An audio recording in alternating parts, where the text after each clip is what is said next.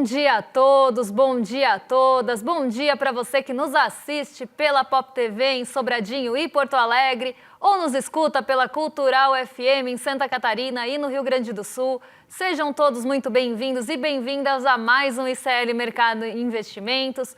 Hoje sextamos talvez com má notícia para vocês, porque eu vou falar de novo sobre o preço do café. Ontem eu até falei que tinha um alívio vindo por aí, mas que a gente não podia ficar muito contente com isso, porque o mercado podia virar nesse sentido e a gente passar até aumento que deve chegar nas gôndolas mais breve possível. Então eu vou explicar por que desse aumento e como é que estão os preços do café, os estoques, porque isso está de novo pressionando o preço. Parece que aquela safra que estava todo mundo contando não vai ser suficiente para a demanda global e para suprir os estoques que já estavam muito baixos. Então a gente vai falar sobre esse assunto que deixa todo mundo triste, né? Mercadeiros cafezeiros aí de plantão vão ficar chateados comigo, mas a gente precisa falar sobre o café.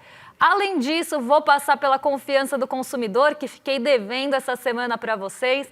Vamos entender por que a confiança do consumidor está aumentando depois de um tempo fragilizada e de forma desigual. Então vamos entender essa confiança por renda e quais pontos aí a gente tem positivos dentro da confiança do consumidor e quais a gente tem de atenção.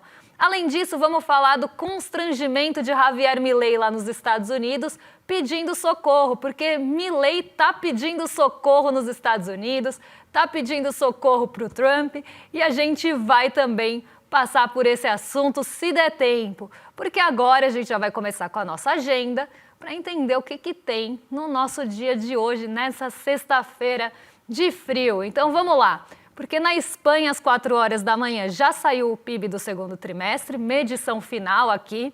Às 4h15 na Itália, o Piero Cipollone, que é membro do Banco Central Europeu, fala num evento numa universidade. E às 8 horas aqui no Brasil, saiu a sondagem da indústria. Hoje a gente fala do consumidor.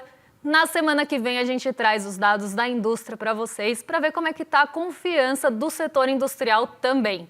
Porque uma coisa tem tudo a ver com a outra. Se a gente começa a ter uma confiança talvez melhor no consumidor, isso pode animar a indústria. Só que se a indústria não vê demanda, ela não vai se sentir confiante, ela vai ficar mais pessimista em relação à economia. Então vamos ver esse termômetro conjunto na semana que vem. Às 9h30 saem os dados, na verdade já saíram, né? Porque já estamos nas 11 horas.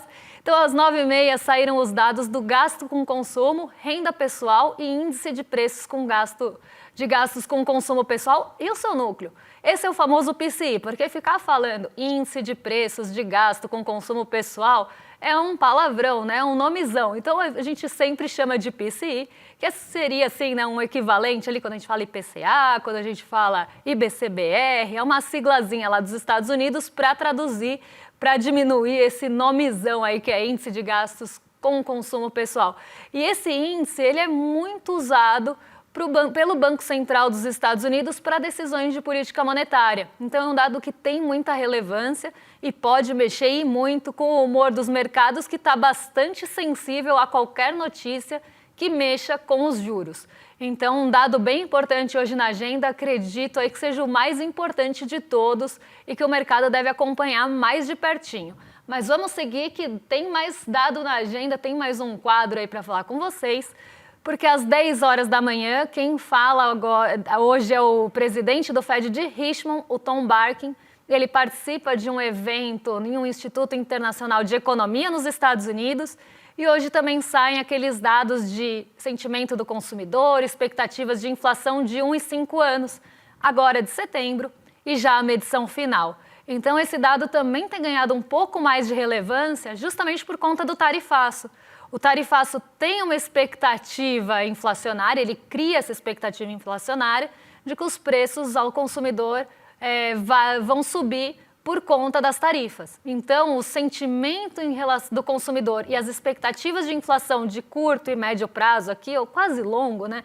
Mas aqui de curto e médio prazo ganham mais relevância justamente porque está medindo esse termômetro, esse sentimento em relação à inflação que pode acontecer por conta do tarifaço ou pode subir por conta do tarifaço. Às 2 horas da tarde, Quem fala é o vice-presidente de supervisão do Fed, a Michelle Bowman, então é a vice-presidente no caso. Ela vai participar de um evento lá na Cornell Club de Nova York. Sabe quem estudou em Cornell ou em Cornell? Para quem assistia The Office, né? O Andrew estudou lá. Mas vamos lá, às 14 horas também saem os poços de petróleo. Porque ele falava isso em todos os episódios, né? Para quem não lembra. Mas para quem assistia. Às 2 horas nos Estados Unidos, poços e plataformas de petróleo em operação. E às 10h30 na China sai lucro industrial.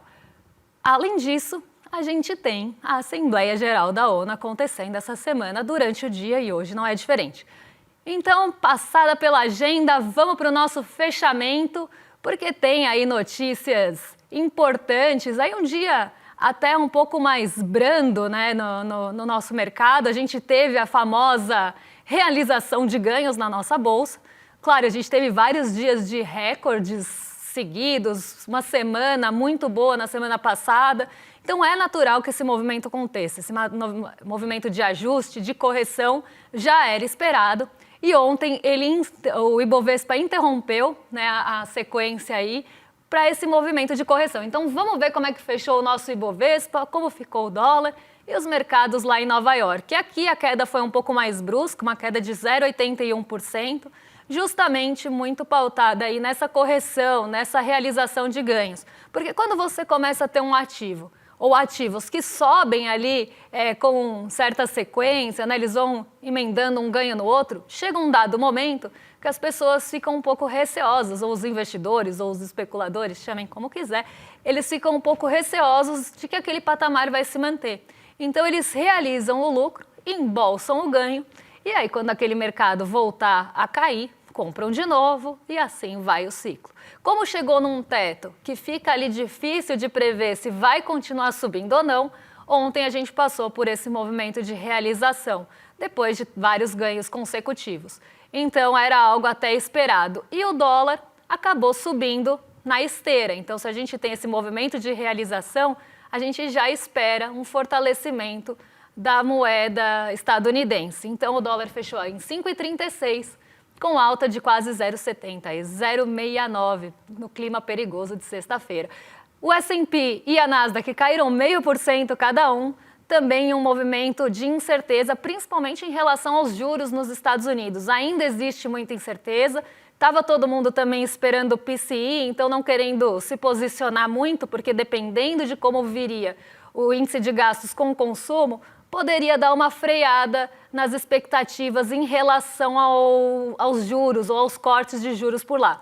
Então, um dia aqui de realização e ainda bastante incerteza, algo que a gente vem acompanhando principalmente lá nos Estados Unidos, não só pelo fator Trump, mas também por essa indecisão em relação aos juros, de vai cortar mais, vai pausar um pouco, vai cortar, mas vai cortar menos. Então, isso está muito na centralidade e até também por isso a gente tem toda esse olhar mais voltado para os dirigentes do Fed quando eles falam.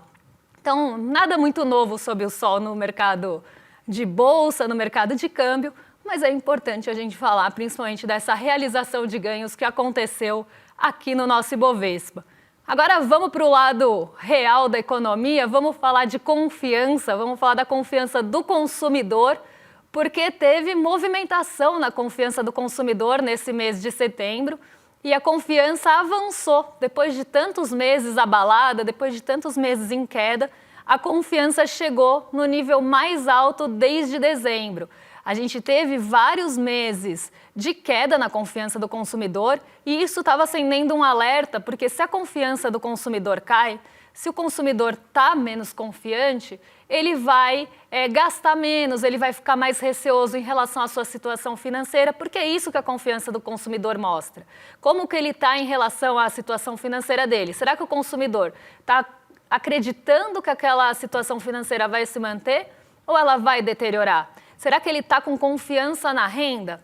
Como que ele enxerga a renda? A renda vai ser sustentável ao longo do tempo, a ponto dele poder gastar? Ou ele tem que dar uma segurada, tem que tentar buscar um equilíbrio, não vai colocar seu dinheiro em dívidas, não vai adquirir uma dívida mais de longo prazo. Então é isso que a confiança mostra. E mostra também como é que está a confiança de cada extrato de renda analisado pela FGV. Então, é um retrato de como o consumidor está olhando a situação do país e se ele está confiante ou não para gastar. Consumidor gastando é demanda que existe. Então, é um ponto bem importante, né, para também analisar os outros setores que vêm em seguida. Né, porque se o consumidor está um pouco mais desconfiado, isso pode atrapalhar a demanda por serviços, isso pode atrapalhar a demanda para o comércio. Então, né, é um ponto bem importante, é um ponto essencial, inclusive, para a gente olhar quando se fala de sondagem e de confiança. E aqui a gente tem o consumidor mais otimista no mês de setembro, até porque ficou tão pessimista por tantos meses que qualquer fôlego ali ajuda a elevar essa confiança. Então a gente caiu por tanto tempo, é quase aquela coisa que eu estava falando da Bolsa. A confiança caiu tanto tempo que chegou num ponto que não tem como ficar mais pessimista. Até tem, né? Mas vamos ver aqui como é que está, né, a confiança em relação à situação atual, às expectativas e a confiança de uma forma geral. Porque o índice, quando ele vai medir a confiança, ele olha, né, ele faz a pesquisa e vai olhar como é que está a expectativa para o futuro, então como é que o consumidor está olhando para frente e como é que ele está analisando a situação atual da sua condição enquanto consumidor, de renda, de emprego e de tudo mais que eu falei, de compra para bens duráveis. Então, tudo isso é analisado tanto na situação atual, como olhando para frente, para o futuro, como ele espera que vá ficar a confiança no futuro ou a situação desses aspectos no futuro. E aqui, o consumidor, né, olhando para a situação atual primeiro, ele não está tão confiante. A alta da confiança não veio esse mês da situação atual, como aconteceu no mês passado. No mês passado, até tinha tido, né, uma melhora da confiança entre julho e agosto. Então, o consumidor estava analisando a situação atual com um pouco mais de confiança, mas esse mês recuou e voltou para um patamar bem parecido com o de julho. Lembrando que no ano passado, a avaliação da situação atual, né, ali, na verdade, em novembro do ano passado, estava em 81,7. Então, desde o fim do ano passado, a confiança do consumidor está praticamente andando de lado. Teve alguns momentos de melhora, mas sempre orbitando aí esse patamar dos 80 pontos, né, 82 pontos. E abaixo dos 100 pontos, também é um problema a gente ter a confiança, porque mostra esse abalo, né, essa desconfiança e esse pessimismo do consumidor brasileiro. Quando a gente vai para a análise das expectativas, como é que o consumidor brasileiro está olhando para frente, aí sim a gente tem o salto. Então, quem puxou a confiança de forma geral, que acaba sendo uma média aí dos dois componentes, foi o índice de expectativas. Ele que puxou a confiança para cima. Ele subiu para 91,8 pontos, mas vale lembrar que em novembro do ano passado o consumidor estava mais confiante. Se a gente pegar em novembro de 2024, a confiança, pensando em índice das expectativas, né, olhando para frente, estava em 102 pontos. Então o brasileiro estava olhando para o momento de agora, por exemplo, né, então olhando para frente, achando que ele ia ter uma melhor situação financeira, uma melhor situação de consumo. Então ele estava mais confiante em relação ao futuro do que ele está agora em relação ao futuro, olhando para frente. Então aqui a gente vê uma queda bem brusca, né, de 102 para 91, e inclusive quando a gente pega mês contra mês, a gente vai falar daqui a pouquinho, isso também aparece. Então a gente teve uma melhora ali está novembro, mas na verdade é setembro, tá? Porque é setembro, outubro e novembro. Então ali em novembro volta também para 102, 101 e uns quebrados, e depois olha como a análise da expectativa despenca. Isso quer dizer que o brasileiro ali a partir do fim do ano passado começou a ter uma desconfiança maior em relação ao futuro, achando que a situação ia deteriorar no futuro. E aqui a confiança, que acaba sendo uma composição dos dois, ficou em 87,5 pontos. Vamos ver como é que fica essa variação em relação ao mês anterior e em relação ao ano anterior. A confiança aqui, numa forma geral, em relação ao mês anterior, subiu 1,3 pontos e essa alta veio justamente do aumento de 3,7 pontos da situação do índice de expectativas. A situação atual caiu 2,5, então, na média, a confiança subiu mas puxada por uma melhora de expectativa em relação ao futuro, e isso é importante. Agora, quando a gente vê a variação anual, basicamente todos os índices de confiança ou ficaram muito perto do 0 a 0 ou caíram, porque a confiança do índice de expectativas caiu 10,2 pontos, é muita coisa. Então a situação realmente deteriorou, começa a ganhar um pouco mais de fôlego o consumidor agora, mas de forma desigual, e eu vou contar para vocês por quê. E isso levou o índice de confiança a cair 6 pontos no ano. Então, de um ano para o outro, a confiança do consumidor caiu 6 pontos. E isso traz, né, alguns indícios do que está sendo olhado em relação ao consumo, né, do lado do consumidor. Porque a gente tem um crédito caro, então o crédito caro inviabiliza muitas das compras, principalmente compras que o brasileiro precisa mais de crédito. A gente tem um crédito mais inacessível e mais caro, então isso já dá uma tolhida ali na demanda, né? A gente tem uma confiança que já fica abalada por isso. Existe ainda desconfiança em relação à renda e principalmente no momento para bens duráveis. Então os brasileiros, num geral, independente aqui da renda, que a gente vai ver daqui a um pouquinho, eles estão menos confiantes para comprar bens duráveis. E bens duráveis são bens mais caros, são bens que têm um valor agregado maior. Então, você precisa normalmente do quê para comprar isso, né? Vamos pensar aqui, quem compra bens duráveis à vista no Brasil? A gente está falando de bens mais caros que dependem do crédito. Então, a taxa de juros, ela perpassa aqui, de certa forma, a pressão inflacionária que a gente vinha vendo principalmente em relação ao preço dos alimentos, que agora começa a dar trégua, mas que pressionou o bolso do brasileiro por muitos meses. Então, acabou ali também tirando parte do orçamento, que poderia ser utilizada para outra coisa, e para alimentos e para itens mais básicos.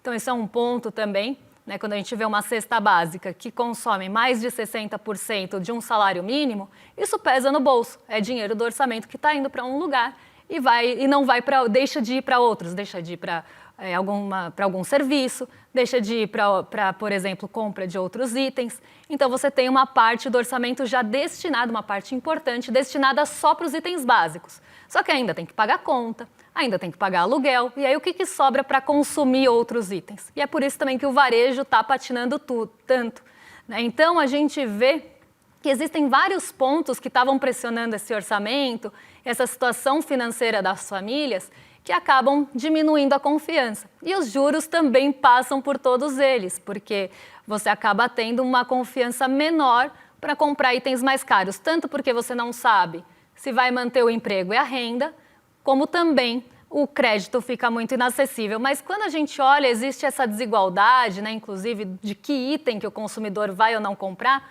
quando a gente olha para a renda.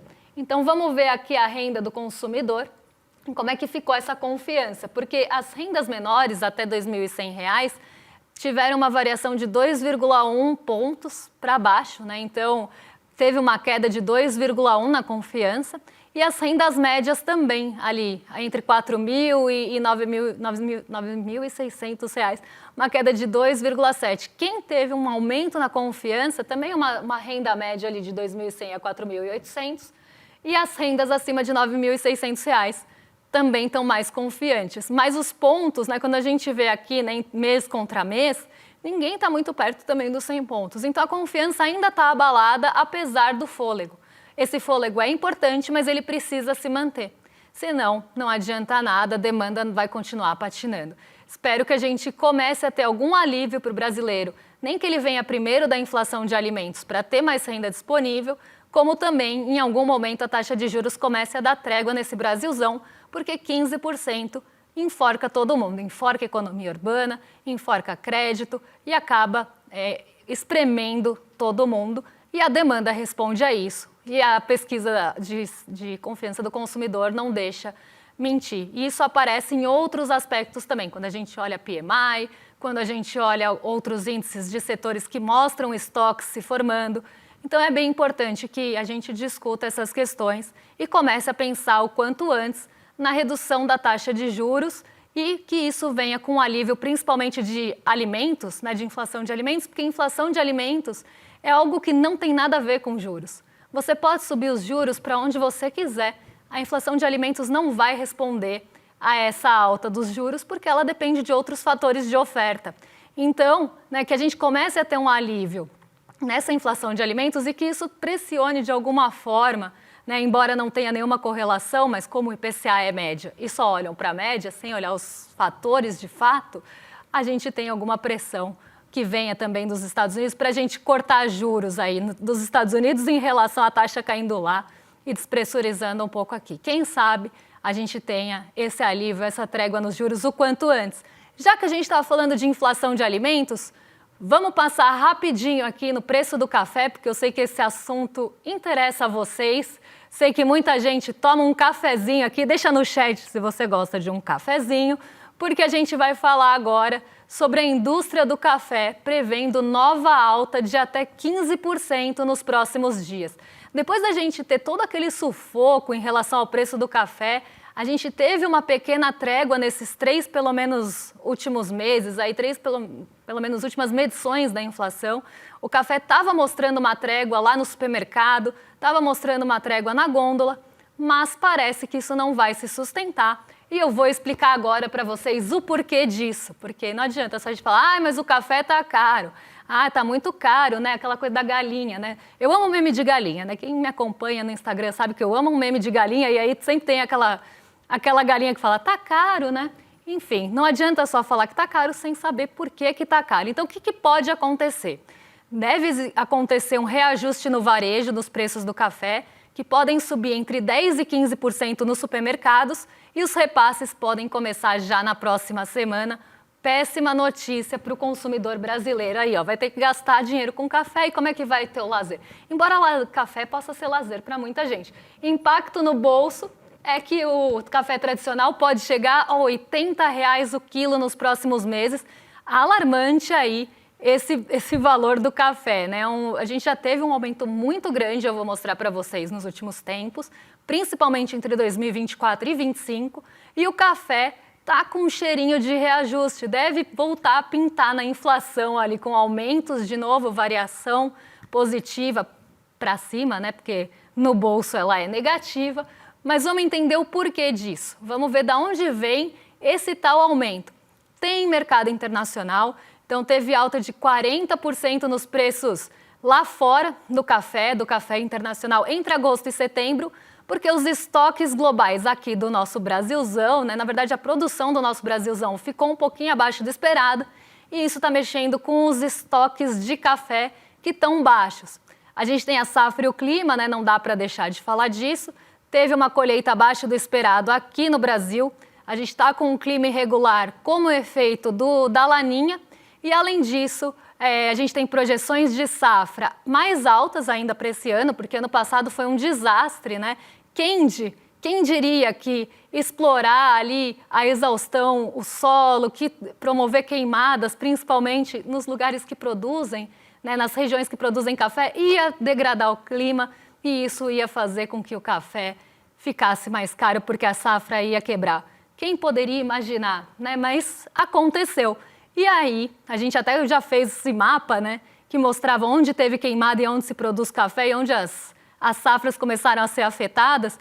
E existe, sim, uma correlação do agro colhendo os frutos aqui, perdão do trocadilho, eu ia falar perdilho do trocadão, um beijo, né? Mas vamos lá, o perdão do trocadilho, quem diria que os estoques iam sofrer com tudo isso e as plantações iam sofrer, karma is a bitch, e eu sempre falo isso.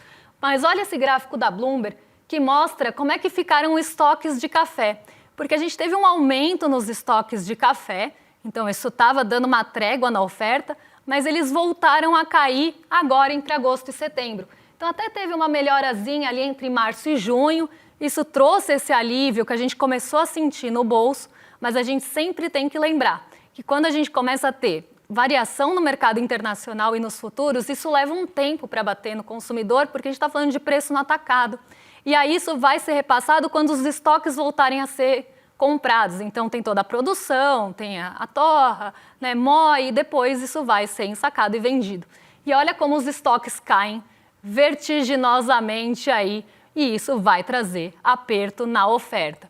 Agora eu quero mostrar para vocês um gráfico que mostra a variação de preço para a gente aqui no varejo, então no mercado, na gôndola ou no preço ali da prateleira do café nos últimos anos. Nem vamos passar aquele de linhas, vamos direto para o de colunas, porque o tempo está acabando, para vocês verem o salto que a gente teve do preço do café nesses últimos tempos. Aqui é o preço médio do café tradicional torrado e moído no varejo, então já para a gente.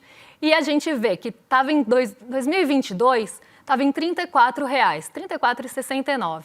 Depois cai para R$ 32,73 e em 2024 chega a R$ 35,00 o quilo do café.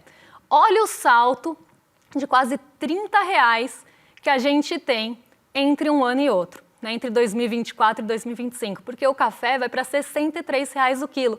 E a previsão lá da ABIC, porque aquela matéria, aquela entrevista é da Associação Brasileira da Indústria do Café, é que chegue a R$ 80,00.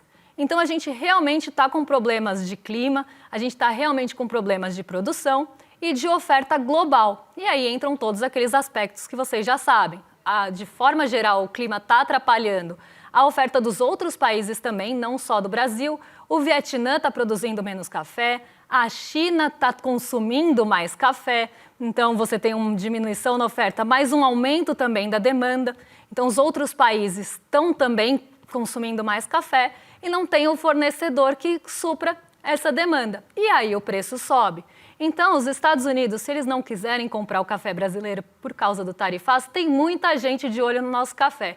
Inclusive, a maior parte do faturamento da indústria do café vem de fora e não de dentro. Até tinha um quadrinho para mostrar para vocês, mas não vai dar tempo, então vocês vão ter que confiar em mim. Então, para vender o café para fora, é muito interessante para o produtor de café. E aí deixa aqui o que sobra, a gente já sabe disso, e ainda vende por uma paridade de preço internacional que vem subindo. Então, a gente pode esperar fatores climáticos e de oferta de novo, mexendo com o preço da nossa xicrinha de café. Vai ficar difícil acordar, vamos ficar com sono, porque o café vai voltar a subir. Desculpa ser arauto de más notícias na sexta-feira, mas a gente tem que falar sobre o café e entender os motivos dessa alta. Agora eu quero convidar vocês para participar com a gente no dia 28 de setembro, às 8 horas, no Guia da Liberdade Financeira, nossa aula gratuita do Investidor Mestre. Para se inscrever, é só entrar em iclmercado.com.br ou apontar a câmera aqui para o QR Code para ficar por dentro, para receber o ingresso, já que é uma aula grátis. Você precisa se cadastrar para receber o ingresso e participar com a gente. O Edu vai dar uma aula fenomenal, é uma aula de muito sucesso, né, que explica cilada, que fala ali de até elementos mais básicos, até os mais avançados dos investimentos, mas de uma forma muito simples e muito didática. E depois, no fim da aula, a gente deve entrar para bater um papo com vocês, eu e o Edu. Então, fique com a gente aí no dia 28 de setembro, às 8 horas, para tentar fugir das ciladas. E agora, eu vou convidar vocês para quê? Para dar um rolê de sexta, porque hoje tem rolê ICL na sequência com Roberta Garcia e Guga Noblar. E eu já estou entrando em clima de rolê aqui. Estou aqui com uma roupinha hoje que eu achei que eu ia ser arrebatada lá nos Estados Unidos e não fui. Então eu coloquei essa roupa para ver se eu agilizo o arrebatamento. Quem não assistiu essa tour, assiste essa tour no TikTok porque ela é impagável. E agora sim, jogo para os nossos vizinhos de cima do rolê ICL. E a segunda-feira a gente volta para me contar o que mexe com o nosso bolso, com a nossa bolsa e com as nossas vidas. Um beijão e até lá, pessoal. Você morre de medo de fazer um investimento que não seja a caderneta de poupança ou o CDB do seu banco? Que bom! Que bom, claro, porque o medo é uma coisa que protege a gente. E enquanto você não adquirir o conhecimento que você precisa ter, fique com o teu medo, para não cair em nenhuma dessas roubadas que estão o tempo inteiro sendo oferecidas na internet. O que eu venho te dar hoje é um presente. No dia 28 de setembro, um domingo, às 8 horas da noite, eu vou dar uma aula para te ensinar todo o básico de finanças e investimentos de uma maneira muito simples. O Guia da Liberdade Financeira. Domingo, dia 28, às 8 horas da noite. O ICL está em todo lugar, na palma da sua mão, na TV da sua casa e até nos seus ouvidos. Para ir além da manchete e mergulhar com apuração e contexto de verdade, acesse iclnoticias.com.br. Siga o ICL, compartilha e vem com a gente. Informação para quem pensa.